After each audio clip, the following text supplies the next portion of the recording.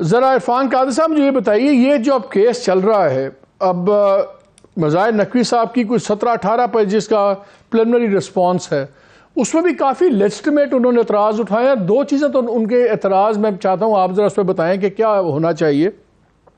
کہ وہ کہتے ہیں کہ جس طرح ٹریٹمنٹ دیا سردار طارق مسعود صاحب کو، مجھے وہ کیوں نہیں دی. ان کے خلاف بھی ریفرنس تھا، میرے خلاف بھی ہے.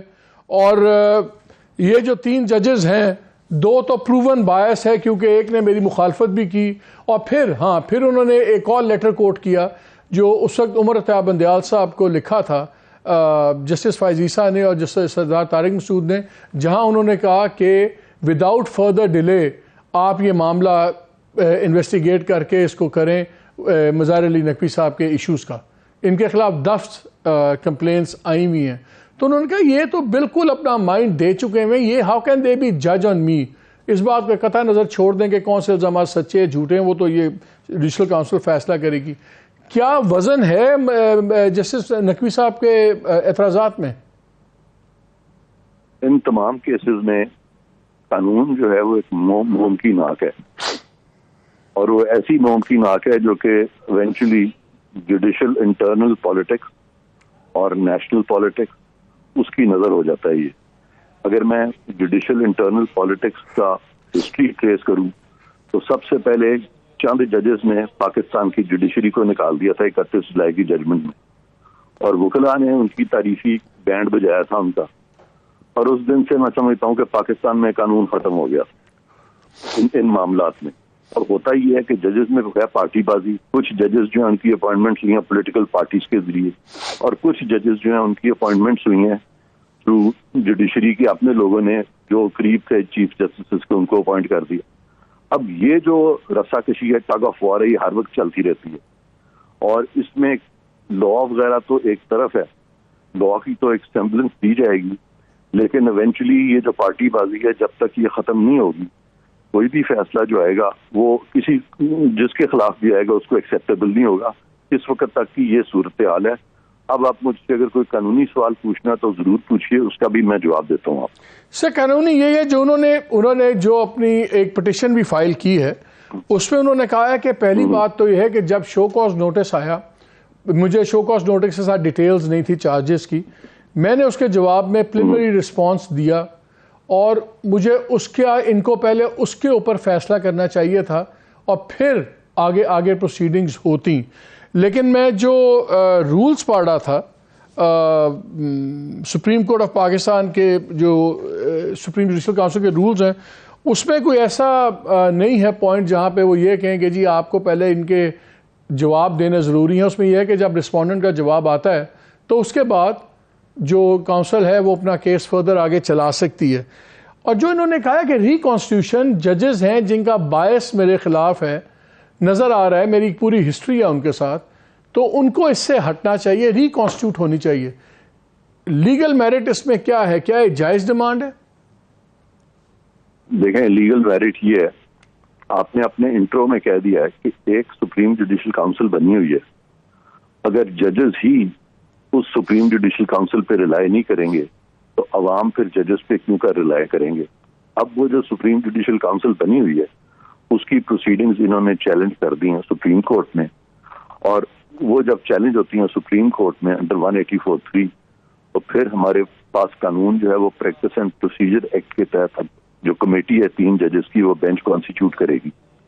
اب اگر سپوزنگ وہ بینچ کانسٹیٹیوٹ ہی نہیں کرتے، وہ کہتے ہیں کہ اس میں تو matter of public importance touching fundamental rights ہے ہی نہیں، تو معاملہ وہیں ختم ہو جائے گا، کیونکہ اس کی تو کوئی اپیل ہی نہیں ہے قانون. تو لیکن اگر وہ بینچ کانسٹیٹیوٹ کر دیتے ہیں، جو کہ بظاہر ان کو کرنا پڑے گا، تو پھر بینچ کی جو کمپوزیشن ہے اس میں کتنے ججز کدھر ہوں گے، کتنے ججز کدھر ہوں گے، فیصلہ پھر اس پہ ڈیپینڈ کرے گا.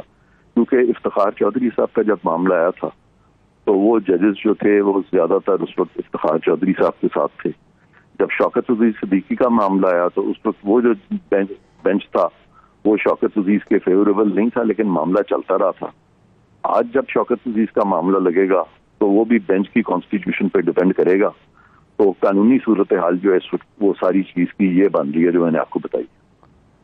تو یہ پھر آپ کے خیال میں جو فیصلہ ہے یہ کیا کہیں گے کورٹ پالیٹکس کی بیسس پہ زیادہ ڈیسائیڈ ہوتا نظر آ رہا ہے بجائے اس کے پوائنٹس آف لا پہ؟ بالکل صحیح کہہ رہے ہیں آپ کہ سب سے پہلے تو پاکستان میں جوڈیشلائزیشن آف پالیٹکس ہوئی.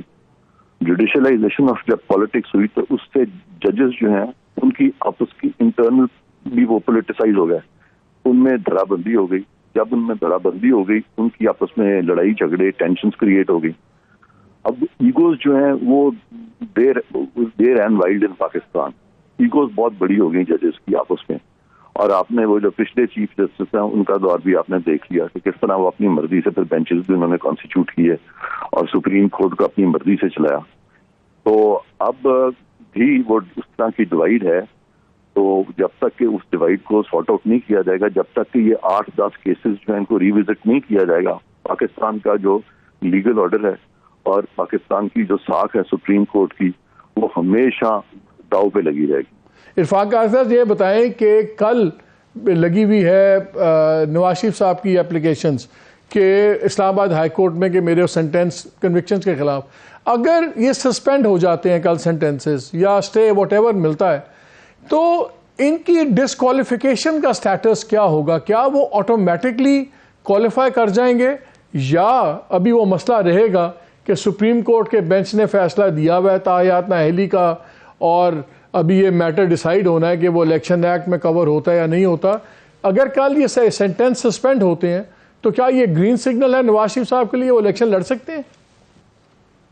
دیکھیں ان کی تاحیات نااہلی جو ہے وہ الیکشن ایکٹ میں جو ترمیم آئی ہے اس کے تحت کوئی تاحیات نااہلی اب نہیں ہے. سر اس میں بھی دو بحثیں ہیں نا, اس میں بحث ہے وہ یہ آپ کا ایک اوپینین ہے, ایک اوپینین یہ بھی ہے کہ وہ یا کانسٹیٹیوشنل امینڈمنٹ سے ہٹے گی اور یا وہ 9 ممبر بینچ ہٹائے گا. نہیں اوپینین کی بات نہیں ہے یہاں پہ لا آ چکا ہے, اس پہ نہ میرا اوپینین ہے نہ آپ کا اوپینین ہے, اس کے تحت اس میں کلیئر کر دیا گیا کہ تاحیات نااہلی کچھ نہیں ہوتی. سر آپ کے ٹاپ لائرز ہمیں کہتے ہیں کہ ابھی وہ مسئلہ پھنسا ہوا ہے, ہمیں تو نہیں پتا, ہم تو وکیل نہیں. وہ لا کسی نے اسٹرائک ڈاؤن نہیں کیا نا, وہ رائج الوقت لا ہے, وہ لا. تو آپ کے نزدیک ان کی نااہلی اس وقت ایشو ہے ہی نہیں؟ وہ یہاں پہ نہیں ہے ایشو اب نااہلی. پاشا صاحب ذرا اس پہ آپ کا کیا اوپینین ہے؟ جی مالک صاحب, میں یہ سمجھتا ہوں کہ جو جس وقت سپریم کورٹ آف پاکستان کے بینچ نے تاحیات نااہلی نواز شریف صاحب کی اناؤنس کی, اس وقت نہ تو آئین میں 62(1)(f) میں اور نہ ہی الیکشن ایکٹ 2017 میں کسی جگہ پہ نااہلی کی مدت کا تعین کیا گیا تھا کہ اس طریقے سے اگر کوئی نااہل ہوگا تو اس کی لائف ٹائم ہوگی, اور اسی وجہ سے تشریح کرتے ہوئے بینچ نے قرار دے دیا کہ لائف ٹائم. اب تشریح اس چیز کی ہوتی ہے جو کہ ایمبیگوٹی ہو, جو کلیئر نہ ہو.